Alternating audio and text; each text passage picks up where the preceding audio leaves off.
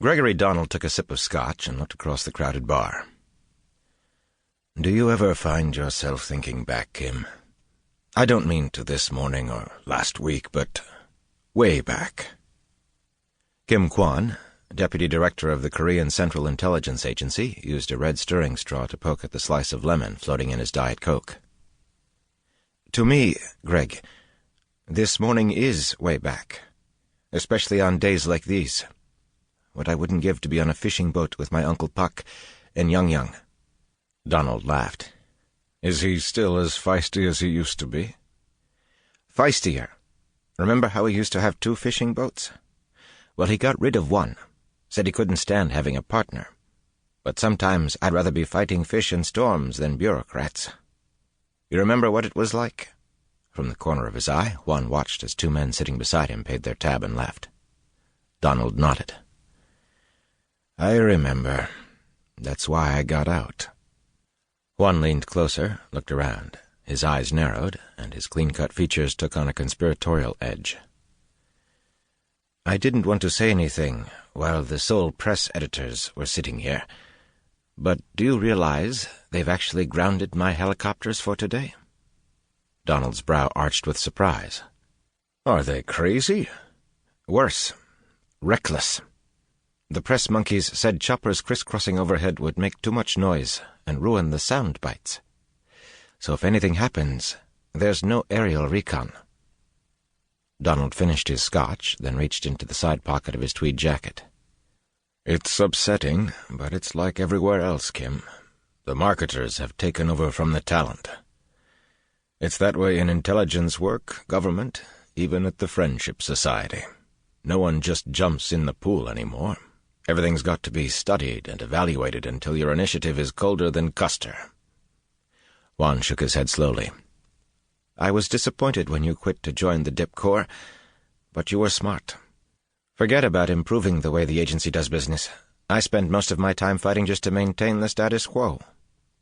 "But no one does it better." Juan smiled. "Because I love the agency, right?" Donald nodded. He had withdrawn his block meerschaum pipe and a packet of Balkan Sobrania tobacco. "Tell me, are you expecting any trouble today?" "We've had warnings from the usual list of radicals, revolutionaries, and lunatics, but we know who and where they are, and are watching them. They're like the kooks who call into Howard Stern show after show. Same count, different day. But they're mostly talk." Donald's brow arched again as he tapped in a pinch of tobacco. "You get Howard Stern?" Juan finished his soda. "No. I heard bootleg tapes when we cracked a pirate ring last week. Come on, Greg, you know this country. The government thinks Oprah is too risque most of the time." Donald laughed, and as Juan turned and said something to the bartender, his blue eyes once again moved slowly across the dark room. There were a few South Koreans, but as it always was in the bars around the government building, it was mostly international press.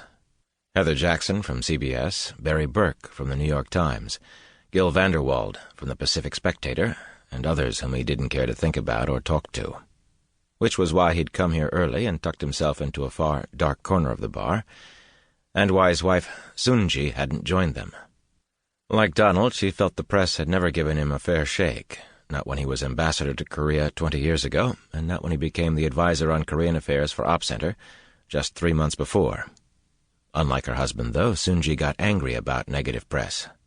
Gregory had long ago learned to lose himself in his vintage meerschaum, a comforting reminder that, like a puff of pipe smoke, a headline is just for the moment.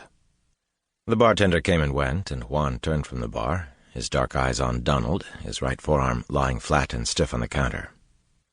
"So what did you mean by your question?" Juan asked. "About thinking back." Donald put in the last of the tobacco. "Do you remember a fellow named Young-gil-Oh?" "Vaguely," Juan said. "He used to teach at the agency." "He was one of the founding fathers of the psychology division," Donald said. "A fascinating old gentleman from Daegu. When I first came here in 1952, O was just leaving. Being booted out, really. The KCIA was trying hard to establish itself as a US-style, state-of-the-art intelligence group, and when he wasn't lecturing on psychological warfare, O was busy introducing aspects of Chondokyo. Religion in the KCIA? Faith and espionage? Not exactly. It was a kind of spiritual, heavenly way approach to deduction and investigation he had developed.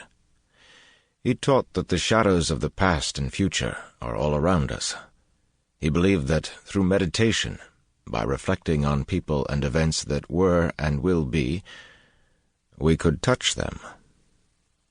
And? And they would help us see today more clearly. Juan snickered. No wonder they dismissed him. He wasn't for us, Donald agreed, and frankly, I didn't think O had all 10 toes on the ground. But it's funny,